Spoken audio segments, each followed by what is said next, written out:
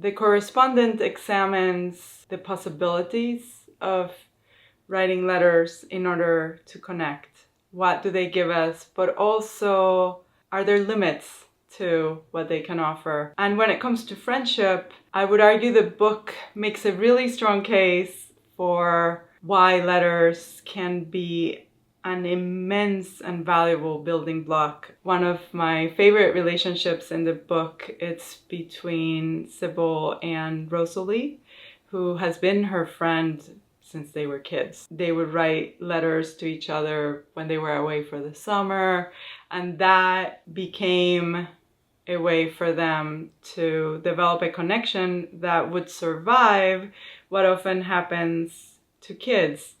You get married, you move away, you go to college, all of these things happen, and then the people that you used to visit just by walking to their house are no longer there for you. You guys are in completely different places. And in this case, Rosalie marries the brother of Sybil's husband, which you'd think would bring them closer together, but they end up living in different continents.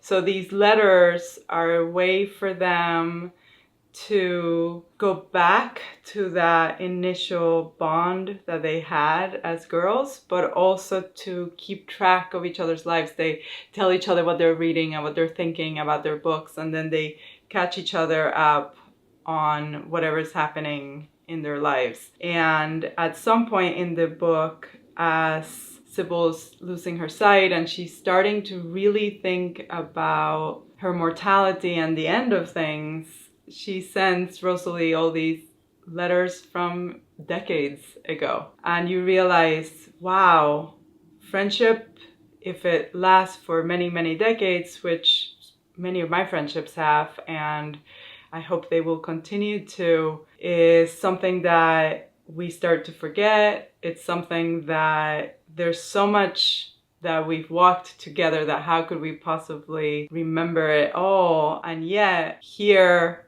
is their friendship in physical form, and she's able to just like package it and send it. And it's something that photos cannot do. I love photos, but photos are literally a snapshot of a moment, whereas these letters have so much richness and so much more.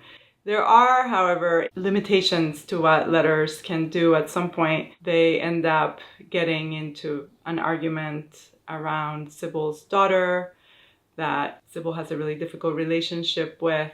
And it's one of those where if they had been in the same room and they had seen each other's reactions, it might have gone differently.